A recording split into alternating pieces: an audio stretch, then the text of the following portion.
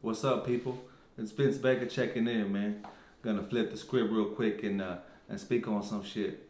Um, Bit of a different topic, different subject.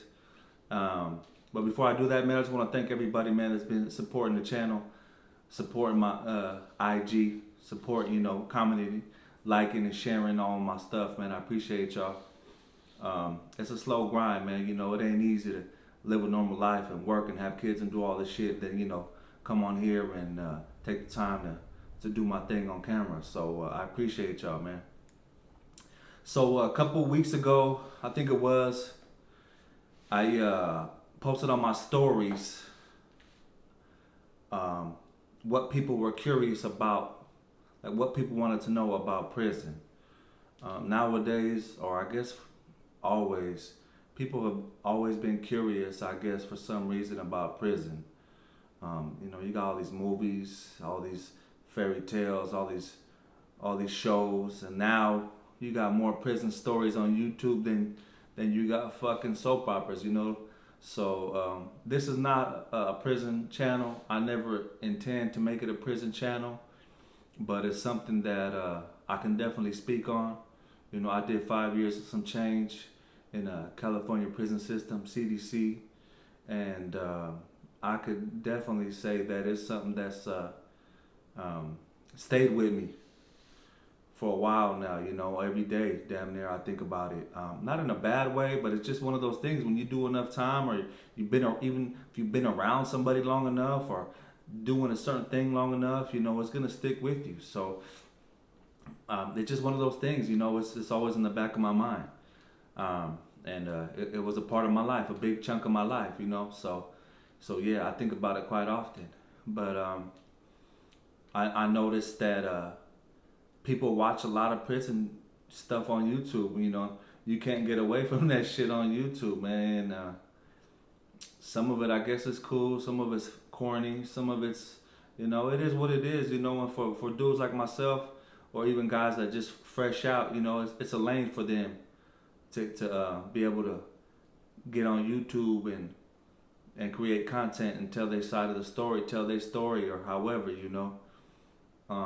And shout out to the dudes, man. The stand-up dudes. You know what I'm saying? I'll leave that at that. But yeah, I posted on my story about what people's curiosities were, and I think I'm gonna break this down into like a maybe 3, 4, or 5 part, however it goes, and like by each question or comment or whatever it may be. And we'll see how it goes. This shit that I come up with, these videos, man, this shit's all on top of my head, man. It's just me speaking on shit. I take mental notes and stuff like that, mentally prepare myself. But when I want to put something down on camera, I just do it. So one of the questions was, the first one I'll address is like about food. Nowadays, man, on YouTube, man, you see people. Everybody and their mom damn near in the pen got a phone. They on social media. They even showing you how to make spreads. And in Cali, for those that's not in Cali, we call it spreads. You know what I'm saying? Top ramen, and you put in whatever else. I was in state. I wasn't in the feds. I know different states also are different. I heard some dude talking about something out of state somewhere else. They had a microwave and shit like that. We didn't have no microwave. We didn't have the luxury of having a microwave. Depending on where you at, they had either a stinger, where it's like a metal prong attached to like a cord, and you plug it into the wall, and then the prong, you put it in the water, and it would heat up the water or boil the water. Or you had a hot pot, like a plastic pot, like a metal bottom. You put water in it, like how you like a kettle, whatever, for tea, but it was plastic, and you put water in there and boil your water like that. And everything you get in there is like, you just add water and shit. Top ramen, rice, beans, all that shit. The good shit came from like packages. That's when you get canned goods and all that. But I heard now that shit's probably all watered down now. That shit's all trash now. But anyway, getting back to food. Me, in my experience, we were always on lockdown, man. The yards I was on, man, we was always on lockdown. California, we don't We don't really got a whole lot of luxuries.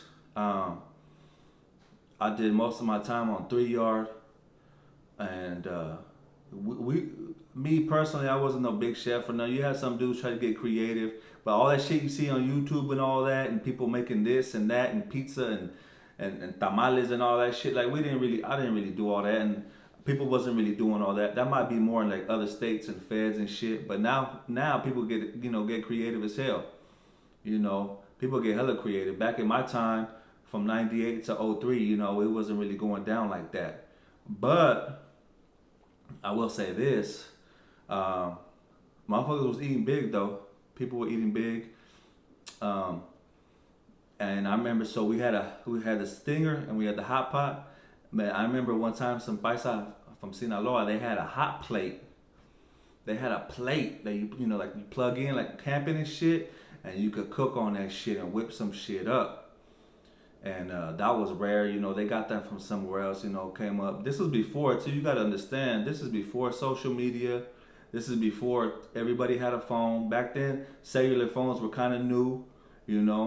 Think about it. Like from '98 to 2000 and shit. When I came out, everybody had a damn cell phone. It was like weird to me. It was annoying. Honestly, before it was the norm. You know what I'm saying? So, noodles was the basis. Noodles was everything, and we just added on to the noodles. That was pretty much it. People made burritos. People made whatever they made. It had some fucking noodles in it. But so me, I always worked in the kitchen. I always fucking worked in the kitchen. It was cool and it was good and bad. Um, Good because I stayed busy. It was a job. They gave me halftime, so the job helped me, with my release date and shit. And it was a hustle.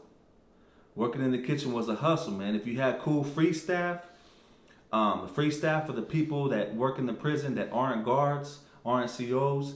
They work in the school. They work like at the infirmary, whatever they call that shit. They do different stuff. They worked at the kitchen. They ran the kitchen. They were not guards. They were free staff. So they would come in and be in charge of us and the crew. But they would show love. If they was cool, some of them could be assholes, but you still kind of got your way with them. And so my thing was this: working in the kitchen, we wore rubber boots. I was a cook, right? As a cook, wore rubber boots, right? Because we would have to get down to dirty, cleaning big ass pots, get in the pots and fucking scrub the shit out of them, right? But like I said, the hustle, it was cool for the hustle, right? Um, they was letting us fill up our boots at the end of the day with tomatoes and onions, and we would, here and there be able to take back to the cell, extra food from the night, depending on what it was. You know what I'm saying? So as soon as I hit the block, boom, I'm slanging tomatoes and onions, like 50 cents a pop. That's like 2 soups. Back then, soups was like 25 cents, right? So boom, I'm slanging tomatoes and onions, and I got some extra of whatever was for dinner or some shit that we made for ourselves. So me and my celly was eating good off top, and we was fucking slanging pruno too. I was able to get the ingredients, man. We was using at the time was what was it called? Tomato paste. Big ass can of tomato paste. Cause everything you got to think about, we're cooking for hella inmates, right? So everything was big cans, big portions, right? So I would cut the can open, throw all that shit in a bag, and like a gallon, like a garbage bag, and I put that shit in my boot, fill it up with some onions and tomatoes on top, my apron, let's go back to the block. You feel me? And me and my celly, I remember me and my celly, we were slaying at that time. It was going good because I was getting my hustle on, and I was selling like we was cooking about a batch a week, about a gallon and some change a week, and it was cool. It was cool, when you can get your hustle on and don't have to ask for no favors and no handouts or no nothing. It's dope that way. You know what I'm saying? You don't have to make them phone calls begging for money and shit. But a lot of people don't got that. A lot of people can't spread their hustle. They don't. I didn't know how to draw. I wasn't into no other shit. I wasn't gambling really like that. I wasn't slinging no dope or nothing. But I was lucky though. I had that job. and it was a little paying punk ass couple cents, whatever it was, and it had the weekends off. So if I got a visit on the weekend, boom, it was cool. You know what I'm saying? Because they were tripping like if you had got a visit but you were working. I can't remember the details, but yeah. So I used to also get like raw chicken, raw meat, whatever it was we were getting. I would be able to get it for like uncooked, raw, bring it back to the block and slang that shit too. Bicycles was on that shit. Especially I remember they had the fucking the hot plate. Cook that shit up, whip up some shit. That shit was good, you know. Then some foods would rig up their hot pot and to make this shit could go hella hot, like cook up hotter than the fucking it's supposed to, and their foods would cook in the hot pot, you know. A lot of creativity, a lot of people doing creative stuff, but I can't sit here and tell you that we was making tamales, we was making this, we wasn't doing all that, man. You know what I'm saying? In my experience, not what you see now on YouTube, people getting real creative, man. I wish we had it like that. And like I said, we were locked down all the time. But that was a cool part about working in the kitchen. A lot of times, if it wasn't us that was involved, but majority of the time it fucking was, we would still get out to be able to go work. You know, so we would get out our cell a little bit. But fools were making burritos, nachos, fucking, you know, taco boat night. Like I remember like the nacho meat, like the taco boat. They used to call it taco boat, where they put the shit in like kind of like a fucking like a taco salad type of shell, whatever. I would get hella extra the carne and the cheese. I put like a whole 2 pounds, 3 pounds of that shit in a bag and bring that shit back. Buy a few bags of chips and heat that bitch up in a water bucket in the stinger. Bust that shit out on Saturday in the yard. 3-4 bags of chips. Tell the homies, hey, we right here. You know what I'm saying? Come through. People buy some sodas or bring whatever they could. It's all good. You know what I'm saying? But I was lucky in that sense, man, to always work in the kitchen and to be able to get my hustle like that, spread my hustle. And it wasn't always like that though. You know what I'm saying? Sometimes you just you ain't got it like that, and the homie be like, hey, what you got on that? They tell you just bring your bread then, you know what I'm saying? Or you bring a butt naked soup, you know, soup and maybe some bread. Because every day at lunch, every day for breakfast, they give you get your sack lunch on the way out. And every day for lunch, pretty much, they give you 4 slices of bread wrapped up in cellophane. If it wasn't the 4 slices, it was like a hoagie. And them days was rough when we didn't have it like that. That little hoagie wasn't gonna do shit for you. 4 slices of bread, you could make 2 sandwiches, you know what I'm saying? So I remember being in the yard all damn day. Right before I came home, we'd be in the yard all day. And people was letting us bring, people was able to bring their hot pots outside. So, and they had little outlets. This is Soledad Central. Right before I paroled, that's where I paroled from. They kicked me out the hole to that yard for a couple months. And it was alright, you know what I'm saying? It was whatever, but it was a dope yard to parole from because I got to do all kinds of shit, man. But anyway, we were out there all day on yard, and homies was heating up soups. Everybody brought their soup, brought their lunch, and we would put out the plastic on the table and put out all of our bread and fucking toast our bread and let the sun toast our bread up on the table. And after a while, flip that shit over. After a few minutes, that shit be a little crunchy. You know what I'm saying? You got to improvise and shit. But even with our tortillas, you know, creativity kicked in. We would get a bowl, right, like a plastic Tupperware bowl we had, put water in it, and with a stinger, and then cover it with like hair nets, with the white see-through hair nets. Put a couple of hair nets over that, and put the tortillas on there, and with the steam evaporation would fucking heat up the tortillas and soften them up and shit. So that's how we would heat up our tortillas when we was making burritos and stuff. All kinds of shit like that, man. But it was it was a trip, man. It was a trip, but you know, you got to do what you got to do. You know, I remember going to sleep nights hungry as hell in the cell. Have a sandwich and cut that bitch in half and put the other half in my locker. Try to not think about it, not see it until later on in the day. You know, I almost got into a fight over some fucking jelly. It was rough, man. You know what I'm saying? Fucking when you in the hole and you can't go to the store, and you down to the bare minimum, man. That food, you eat whatever you could fucking eat, man. Fish night came, and that was the worst thing they had on the fucking menu. But you gonna eat it, man. You know what I'm saying? Ain't no. That's why I learned to eat to survive, not to fucking because I like how it tastes. Peas, all the shit you don't like, you eating all that shit because you got no choice. You know what I'm saying? So yeah, man, that was my experience wasn't what you see on YouTube as far as you know people fucking making 3-4 course meals or whatever the case may be and having hella dope ass commissary. Maybe now it is changed, but it's been a while for me. But for me, it was pretty basic, man. I will say this. I'll end this story. I never forget. I end this video with this story.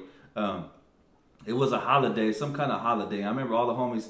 You know, everybody had their crews. You know, their ramflas and shit, and they would everybody get together with their crews and bust a spread on the yard or whatever. And it was a holiday. We were on the yard, and I remember these two little Asian cats had a whole garbage bag full of soups. They were like, it was fucking must have been like 4 cases in that motherfucker, like already like in the fucking out of the packaging. All you see is the noodles. They walking like this. 2 little chinitos walking across the yard carrying a big ass fucking bag full of fucking top ramen inside. Like they had unpackaged all the ramen and threw it inside, and they put the water in, and they was taking it back to their spot to go fucking heat it up. But that shit looked crazy. They was like this though. The fucking garbage bag was like this fucking full of soups. It was crazy. I never forget that shit. But I ate so much fucking top ramen that I can't get out the pen with high blood pressure and shit, man. They tried to put me on high blood pressure medication, man. But I said fuck that, and I just figured out a way to to exercise and get healthy and avoid getting put on medication, man. But yeah, man, that's my spill on food and what we eat and how we got down in the pen. But I will tell you this: best ramen is chili flavor. Ain't no debate about it, man. Y'all be easy.